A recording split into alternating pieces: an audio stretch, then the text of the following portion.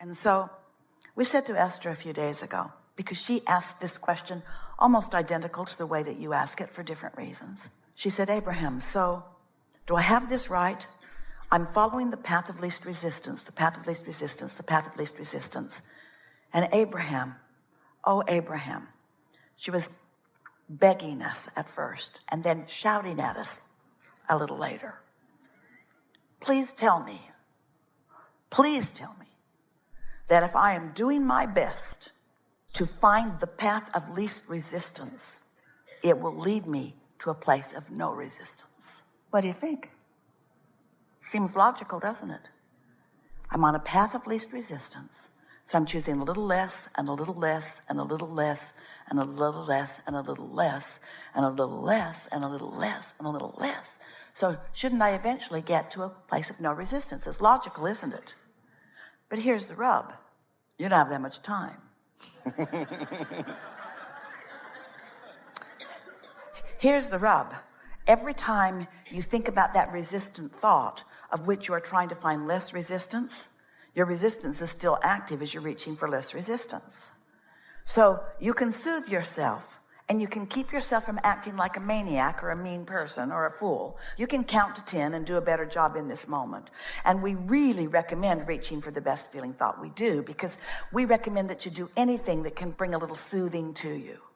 But really, the way that you find no resistance is by having no resistance while you tune in the direction of no resistance, which means focus there after meditating, focus there when you're feeling your best, because law of attraction is amplifying wherever you are.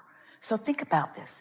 If you're in no resistance and you care about this stuff, so you want to have glimpses of what no resistance means. So you're milking a no resistance state.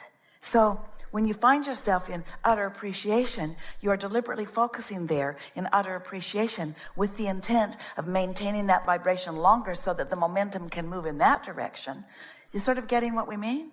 Imagine that you're standing here and there is this upward energy that is resistance-free. And then there's this other spiral that's kind of like a tailspin. Esther sat to write with us the other day. She said, Abraham, I really want to talk to you about this. And she typed what she wanted to talk about. And we said to her, we love you so much. You are in a tailspin. Go to bed. Because we knew she did not have enough time to talk herself out of that tailspin. How you doing? Is this settling in a little bit? Everything that we've ever told you is still valid. We're just telling you something bigger than you have known before, because you're asking in a stronger way. And that is, as you stand there with this spiral up and this spiral down, so to speak, with this under the influence of source or under the influence of something that is less uplifting and less non-resistance than source, you have choices. But if you are resistant in nature, the law of attraction will not let you step over here into this updraft, even if you want to. You've got to get out ahead of it, yes? You've got to get ready to be ready. And so, what do you do in a practical sense? We're not talking about dealing with the work that you have to do and trying to make it better. We're talking about daydreaming about your own practice. We're talking about daydreaming about your own life experience and your own choices. We're talking about being so selectively sifting in what you daydream about that you tap into that updraft on a regular basis. We're not asking you to take all the stuff that doesn't feel good and drag it over into the updraft so it'll go up. Don't take reality and try to improve it. Step into that dream state where there is no resistance. Does that make sense to you? When you step into a place where there is no resistance, you taste the energy, you taste the experience. It updates all of your emotional awareness, and it helps you accomplish these things. First of all, it makes you more determined that you're going to do more of that. And this is the part that we want you to hear more than all other things put together that you've ever heard from us, ever. We want you to stop beating up on yourself when you're in negative emotion. We said to Esther, we love you so much, go to bed. We didn't say, you're damned forever. We didn't say there is no hope for you. It was like, this isn't a good time. The law of attraction is not your friend right now. Do what you can to stop the direction of your thought, which means you got to silence your thought. Now, if you're really good at meditating, you could slip into a meditating mode. You don't have to go to bed. It was late. It was already way past her bedtime. You could sit and you could quiet your mind. And when you quiet your mind, you will catch that updraft.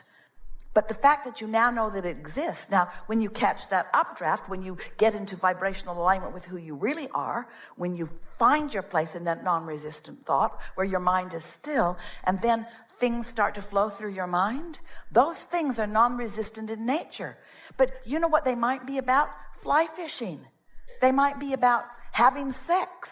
They might be about pleasurable things that are not related to the work that you're trying to improve. Yeah, they're not related to the work that you're trying to improve, because when you focus upon the work that you're trying to improve, the momentum is already such that you can't do anything about it. Esther and friends were at dinner last night and on a lower deck so that they could see what was happening on the surface of the water. And Esther's been on so many of these ships. She loves it every time. And she especially loves new experiences every time.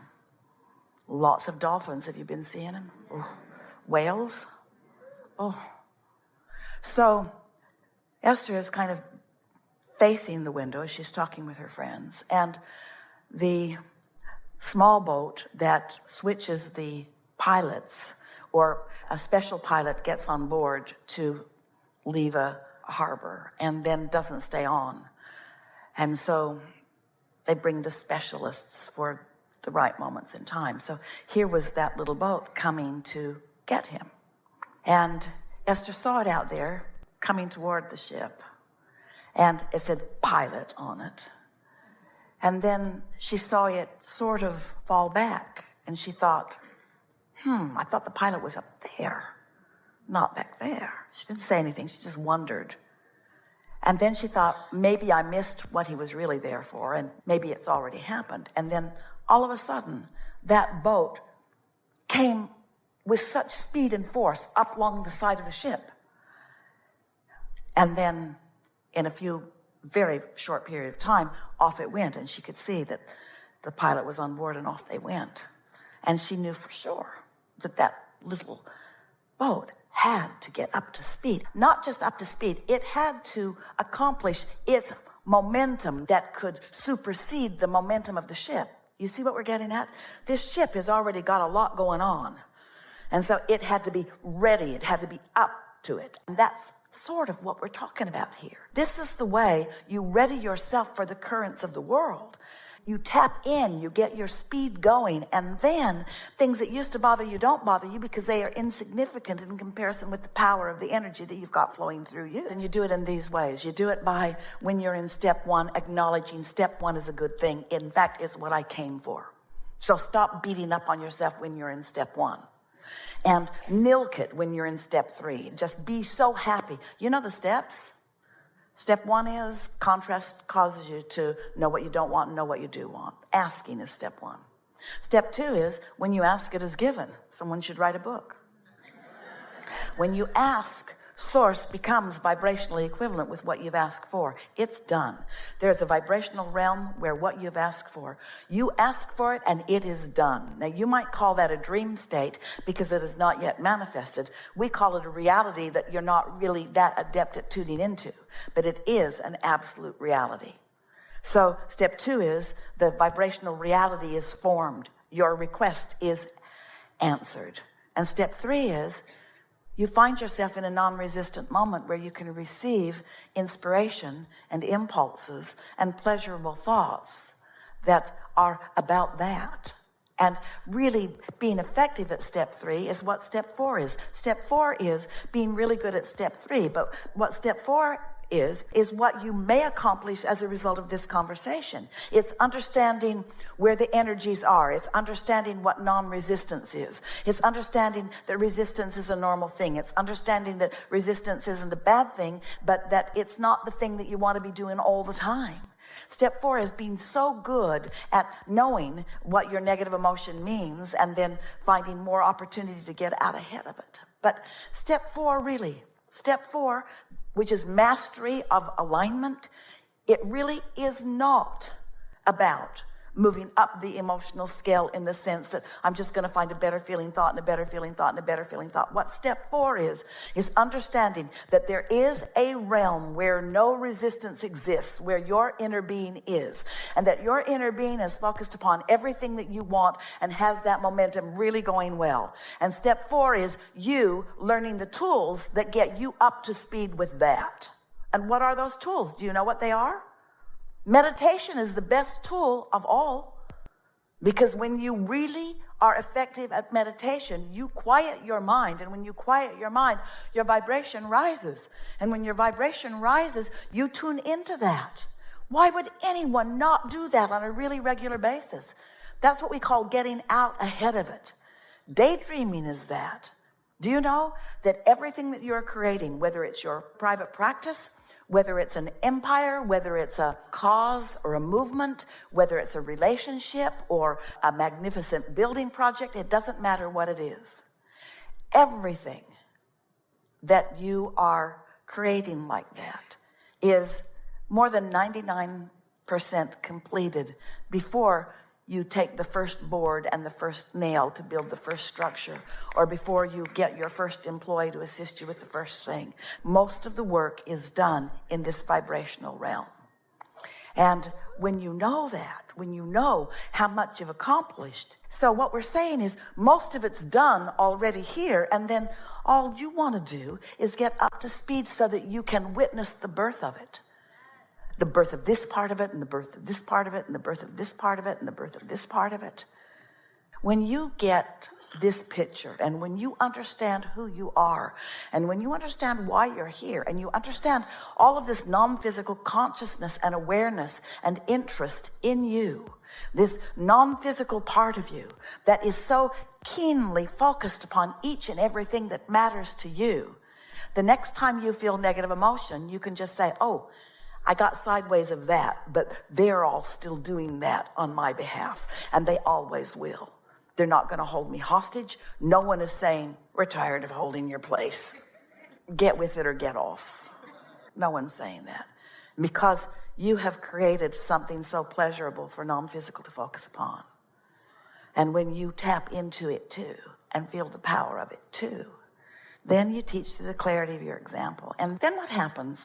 Really a wonderful thing happens, because we're not showing you how to create situations that you will always love. This isn't a conversation about this is how you get your practice going, and this is how then you never again have to ever do any of those things that you think you don't want to do.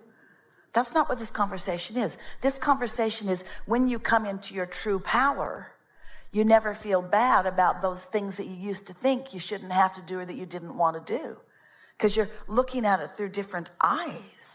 It isn't the action or the behavior or even the human response to it that's bothering you. It's your departure from your true point of view.